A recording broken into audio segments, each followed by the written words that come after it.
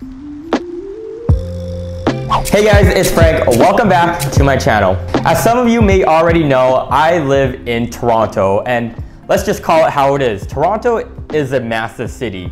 In fact, it is the fourth largest city in North America. You have Mexico City, New York, Los Angeles, and then somehow you have Drake City and his woes following right after this. So at this point, you think you figured out Toronto, so then you very well book a flight out here to our international airport, only to realize upon arrival that people start telling you that you're technically not even part of Toronto right now, and that you're rather part of the GTA.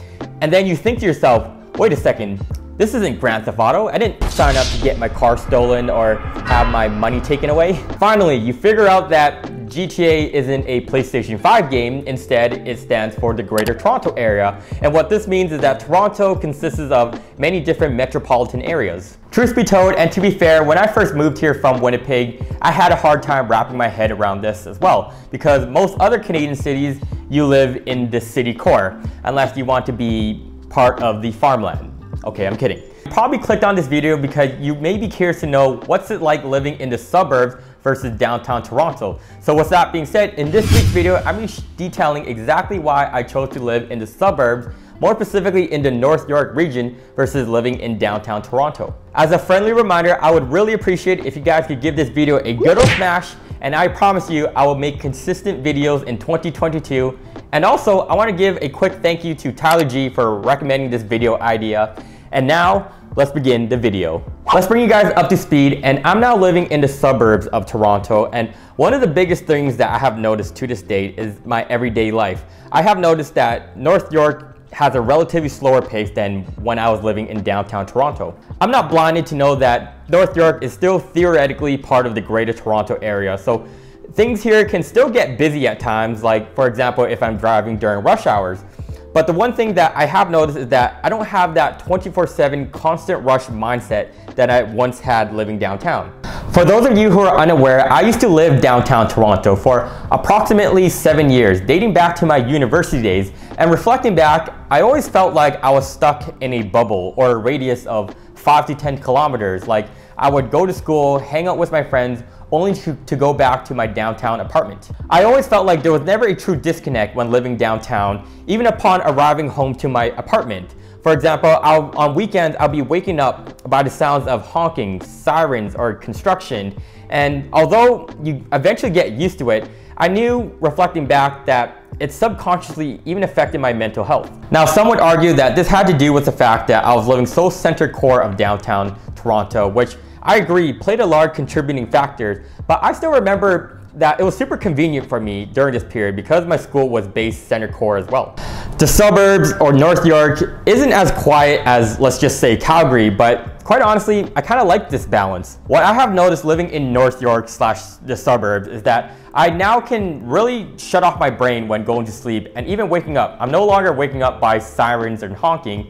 I now have to worry about the sound of my alarm. I think it's important now that I touch on the public transportation that exists in North York, because one of the most annoying things about Toronto that people keep reiterating is the fact that Toronto has terrible commutes and traffic. And again, I just have to remind everyone that just because I'm now living in North York / suburb doesn't necessarily mean I'm out of the woods and I don't experience any sort of traffic.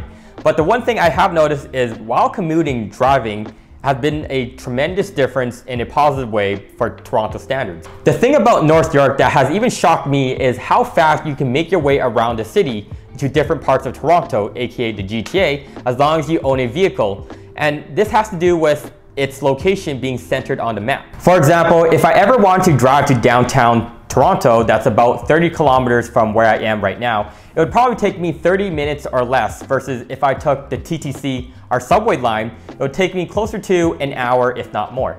Another example of this was the other month I had to drive to the airport that's technically based out in Mississauga and not Toronto, and it only took me about 15 minutes to get there. But also, mind you, for both of these examples, it wasn't during rush hour. This has to do with North York's proximity and easy access to Toronto's major highways, the 401, 404, 407. It's very similar to the idea of living right beside the subway line, as I find it's the duration of traveling to the subway that eats up most of your time. And speaking of our subway, our main system, the TTC, very well extends to many parts of North York, giving you easy access for days that you want to travel downtown. And for me personally, a cheaper alternative than taking an Uber or paying for gas at times. The third reason why I chose to live in North York versus downtown would have to be my level of comfort and my safety that I've noticed living uptown versus downtown. On a day-to-day basis, I have noticed even the smallest things of more residential homes in this area and also just more families I see living here. And I want to be careful by what I mean by this in North York, because I know Toronto locals will probably be thinking, "Hey Frank, why are you trying to act like North York is such a safe place, like it's heaven on earth? Have you not heard of a place called Jane and Finch up there? Because one time I was dribbling my basketball up there and 5 minutes later, some person stole my ball and ran away with it."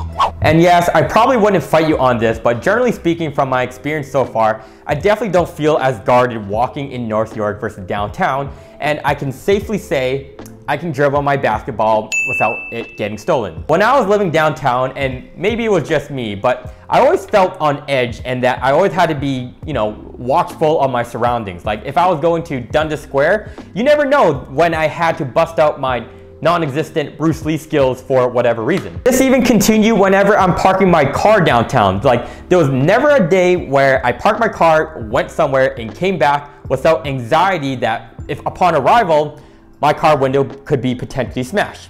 Sad but true. I can even tell you tricks on how to not get your car's window smashed by not leaving your backpack, a plastic bag, or even your jacket in the back seat. Or else 100% this time around, the real GTA Grand Theft Auto will come around this time. The more that I think about it, I think this rule applies to any city when you're parking downtown, and that's kind of why I chose the suburb life this time around. And finally, we're gonna touch on the rent prices in North York, and very similar to the points that I've said earlier in this video, it's slightly still lower than downtown Toronto. And going back to the good old rentals.ca and their December report, they shared that in North York, the average 1-bedroom apartment is $1,660, and for a 2-bedroom is $2,100.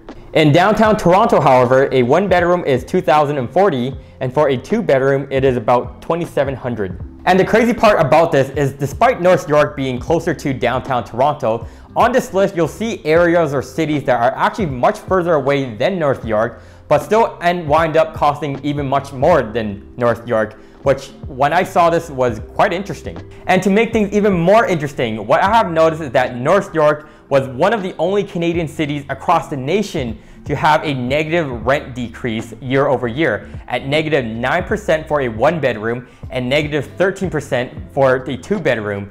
And if you look on this list, basically every other Canadian city/area has rent increased over the year. What does this mean? Well, is North York more expensive than Calgary, for example?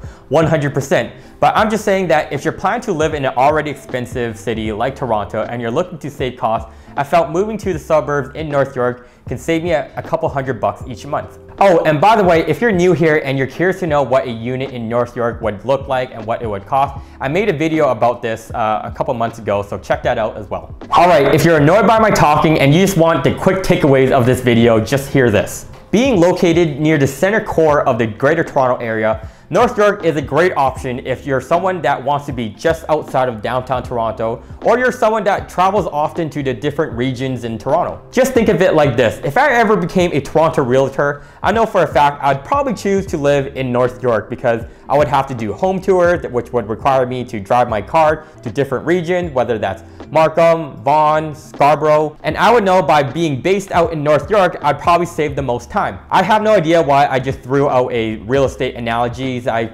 feel like I've been watching too much Selling Sunset on Netflix. Lastly, I would say that owning a vehicle up in North York isn't necessarily required, but it is certainly nice to have just because things are a lot more spread out here in comparison to downtown Toronto. As I said before, our main system, the TTC, very well still extends in this area, but I find it's a little bit more delayed, spread apart in comparison to downtown living. And in terms of driving and getting to places, expect anywhere between 10 to 25 minutes when there's no traffic, or at least that's what I've been tracking and logging for the last few months. But anyhow, with that said guys, if you made it to the end of this video, thank you so much for watching and following my millennial journey. I really do appreciate it. If you haven't already, hit that subscribe button so you'll be notified when I make another bad video. And I guess I'll see you guys all in my next video. Peace.